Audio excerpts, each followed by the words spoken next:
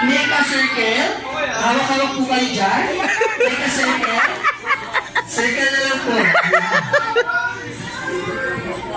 Alright, ako yung papasok sa loob.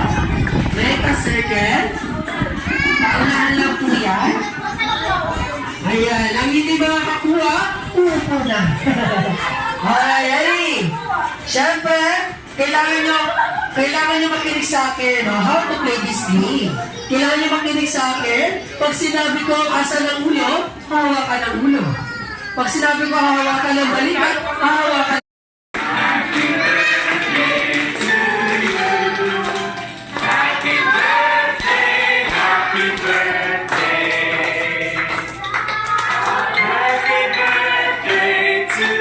Siyempre yung mas masaya naman.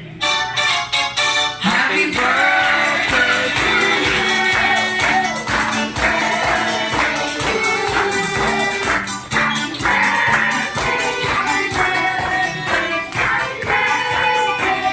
I'll make a wish and leave it here now.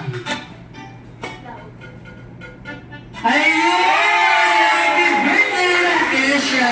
Ayan. Dahil dyan,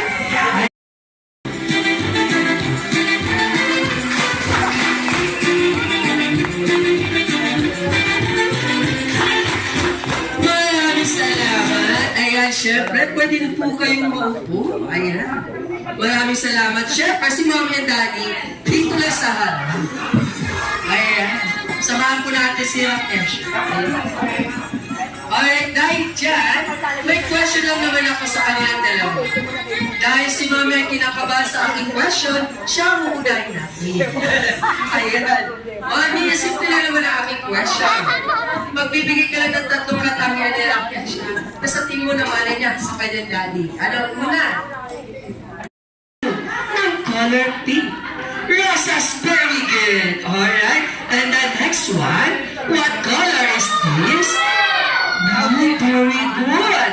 Ano kaya sa Tagalog ng color blue? Asul.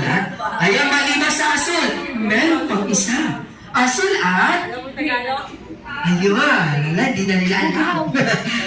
Asul at? Bughaw. Very good. Alright. And the next one, what color is this? Orange. Very good. Ano kaya sa Tagalog ng color orange? Kahit. Very good.